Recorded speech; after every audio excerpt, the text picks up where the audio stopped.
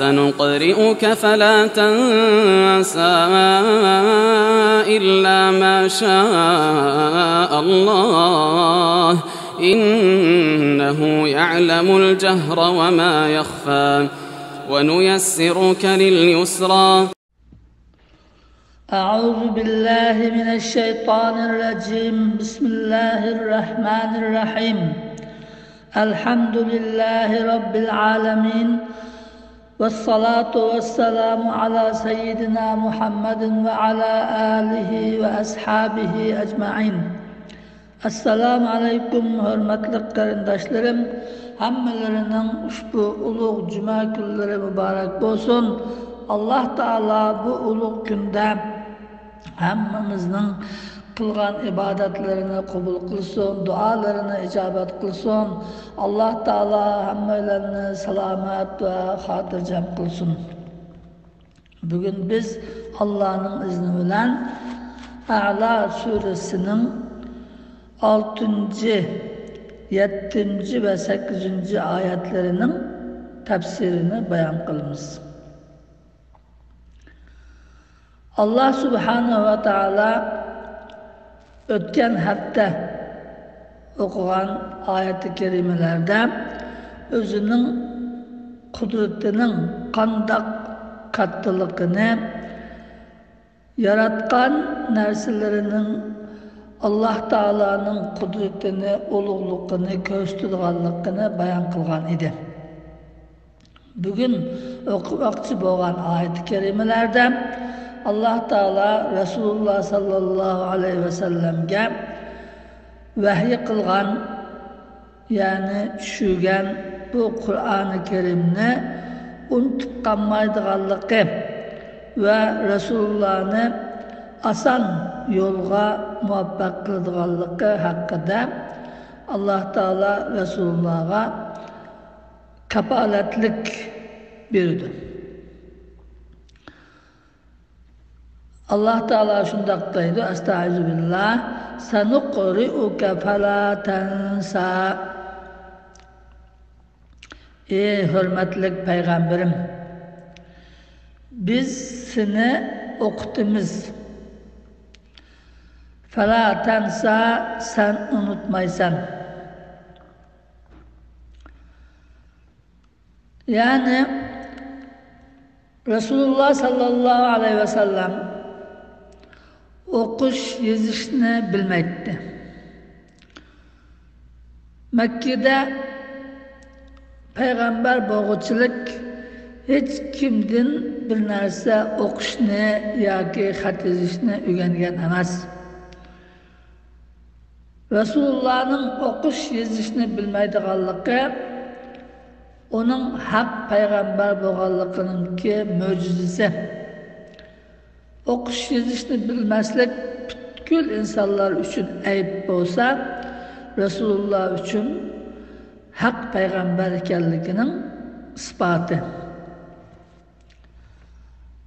Allah Teala Resulullah'ını peygamber kılgandan keyin Cebrail aleyhisselam arkalık bu Kur'an'ı azdan düşüretti. Cebrail aleyhisselam gelip Resulullah'a Kur'an'ı okup biretti. Şunu bilen o Kur'an'ı Resulullah başka insanlığa yetküzetti. Lakin Resulullah'ın bir endişesi, korkuncusu vardı ki unutup kalış. Ben bu ayetlerini unutup kalamam mı? Diyen bir korkuncusu var idi. Çünkü onu yazıp saklavalatkan iş yok idi. Fakat anlap zihnide saklaydı. Şunun için insan boğallık süptü bilen unutup kalamam mı diyen bir endişe var idi. Onun için Allah Teala Resulullah'a bu ayetini düşürüş arkalık sanuqri'uka fala tansa. Ey ulug' peygamberim, sen korkma, endişe kılma. Biz sana okutimiz. Sana Cebrail aleyhisselam arkalık düşürgen bu ayetlerini sana biz qandaq çağda qaysi vaqtida okumakni xalagan çağında onu okutimiz. Fala tansa, sen onu unutmaysan. Yani bu Resulullah'ın katta mucizesi bu. Yani özde okuş yazışını bilmeydiğin bir zat, fakatla bir kıttım şundak bir anlaş bilallam, hayatı boyunca onu unutup kalmay okuyalaydı. Hem de bu Kur'an-ı Kerim'nin ayetleri hemmesi bırakla düşmegen 23 yıl jaryanida az-azdan düşken. Şu düşkenlerini, burun düşkeni, keyin düşkeni hemmini unutup kalmay öz joyida okuyalıganligi, kishilarga yetkazilganligi, Allah Teala'nın Resulullah'a bergen katta nimeti ve Resulullah'ın hak peygamber ekanliginin mucizesi. Allah Teala Resulullah'ını okuyalaydigan kılgan ve bu Kur'an'ı xalagan çağda kishilarga okup yetkazatdi, hiç narsani unutup kalmaydı. Unutup kalmaydiganligi Allah Teala bu yerda kapalatlik berdi Resulullah'a. Korkmagan, endişe kılmagan, unutup kalmaysan deydi. İlla maşallah. Fakat Allah Teala unutturuşunu xalagan narsani unutup kalasın. Bu ayette tefsir alimleri bu fakat Allah xalagan narsani, Allah seni unutturuşunu xalasa, unutup kalasan deganning ma'nosi Allah seni unutturuşunu xalamaydi. Onun için sen hergiz unutup kalmaysan, bundan hergiz endişe kılmagın degan boludu deydi. İnnehu ya'lemul cehre ve ma yakhfa. Hakikaten Allah cehre aşkara işlerini biliyordu ve ma yakhfa yoşurun işlerini biliyordu. Allah Teala bu dünyada insanların kılgan iş hareketleri, gap sözleri hemmini bilip durdu. İş hareket, gap söz aşkara bulunduğun narsa. Ona meyli aşkara kılsın, meyli yoşurun kılsın, kişilerge kösetmey kılsın, Allah Teala hemmini bilip durdu. Allah Teala'ga kösetmey, ona kılgılı bulmaydı. Şunun için Allah aşkarı kılgan işinlerini mı, aşkarı kılgan sözünlerini mi, kişilerge kösetmey, mehbi kılgan işinlerini mi, sözlerinlerini mi bilirdi. Ve ma yakhfa ve yuşurun ve mehbini bilirdi degeni bir yerde kalpteki insanlarınki tehi onu aşkar kılmagan, hiç kimge demegen, yürüki de, köngülü de saklagan niyetlerini, garazlerini, maksatlarını, kılmakçı boğan işlerini emmini bilirdi degen oldu. Yani Allah Teala sizler başkaları degen sözlerini, kılgan işlerini bilirdi. Onu kişilerden yoşurun kılsanlığını bilirdi, aşkar kılsanlığını bilirdi. Onundan mı ötep sizlerinki aşı yürükünlerdeki niyetinlerini bilirdi. Garizınlarını, maksidinlerini bilirdi. Nima kılmakçı sizler o şunu bilirdi. Şunun için sizler şu hakikatini bilip iş kılanlar.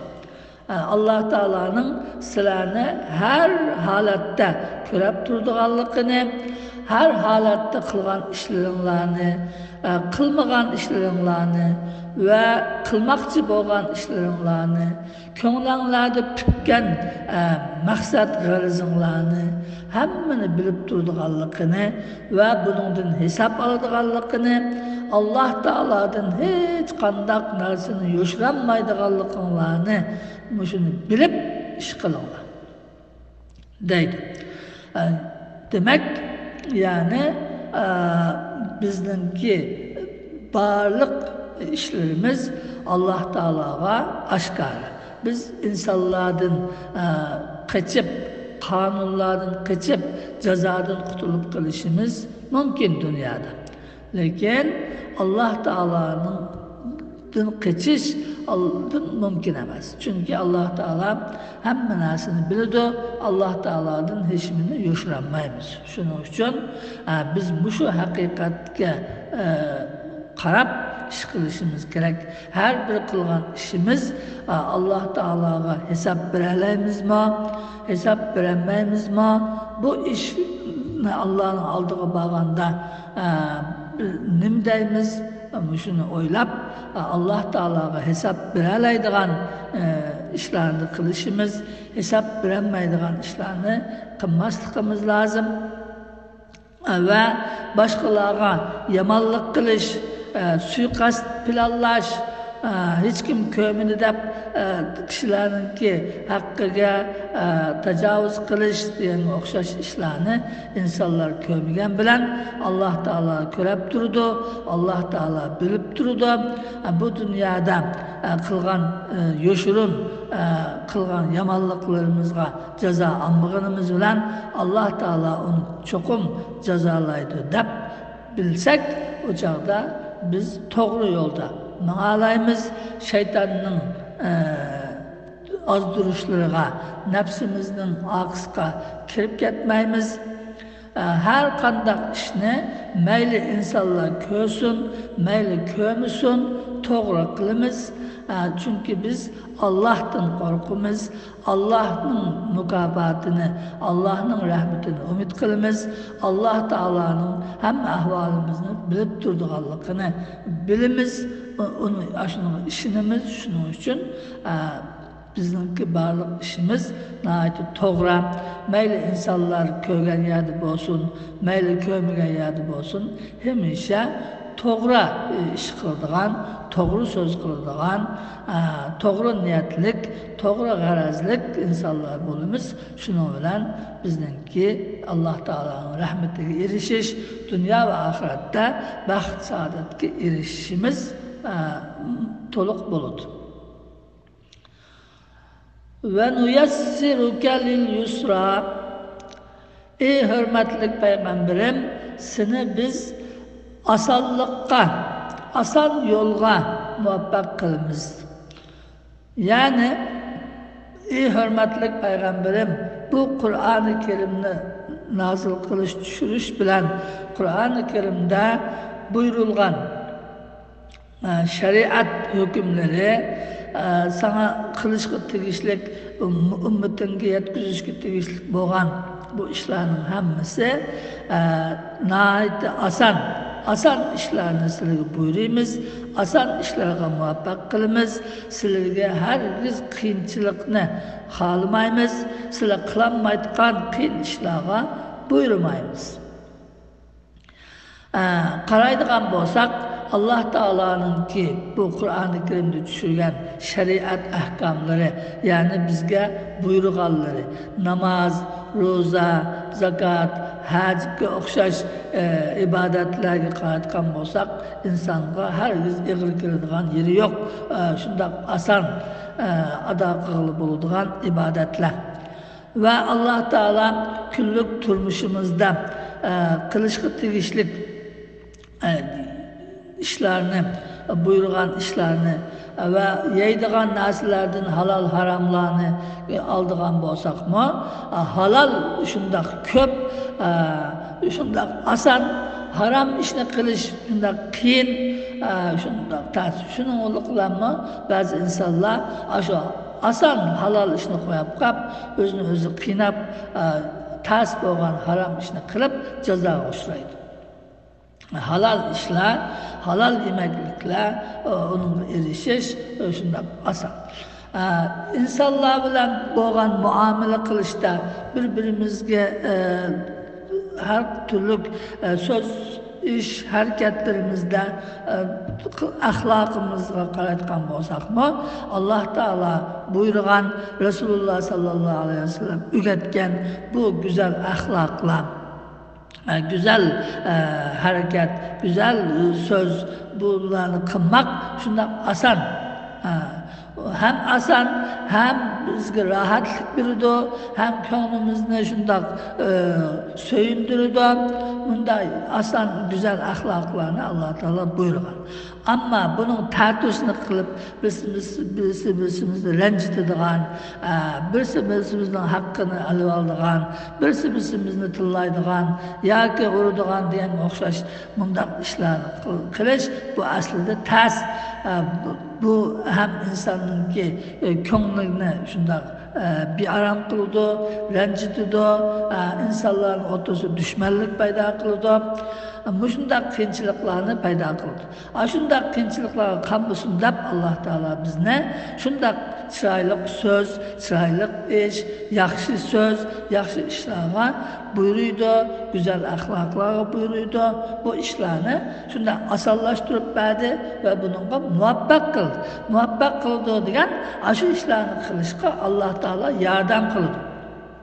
Eğer niyetimiz yaxshi bo'lsa, yaxshi ishlarni qilmoqchi bo'lsak, Alloh taolo onunki yaxshilik yo'llarini bizga osonlashtirib berish orqali bizga yordam qildi va bizni yaxshilikka erishtirdi. Alloh taolo bizni mushu ulug' Qur'oni Karimni o'qib, yaxshi tushunib, shunga yaxshi amal qilib özünün rahmetiga erishishga nasib qilsin.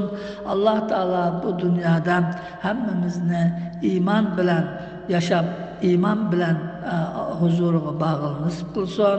Alloh taolo bu dunyodan ketgan ota-onalarimiz, urug' tuqqanlarimizning gunohlarini mag'firat qilib, ularning joyini jannatda qilsin. Bizlarni qiyomatga borgan chog'da Alloh taolo ishimizni oson qilib, mushu Qur'oni Karimning shafaati bilan, Rasululloh sallallohu alayhi vasallamning shafaati bilan pul sirat ko'rikdan oson o'tib jannatga kirgili, jannatda hammamizni jam bo'lgan nasib qilsin. Jannatda hammamizni Rasululloh sallallohu alayhi vasallamga qo'shni qilsin. Jannatda o'zining jamolini ko'rgili nasib qilsin. Hammamizni sog' salomat qilsin, balvoqlarimizga insof tavfiq hidoyat bersin. Amin. Va oxir da'vana alhamdulillahi robbil alamin.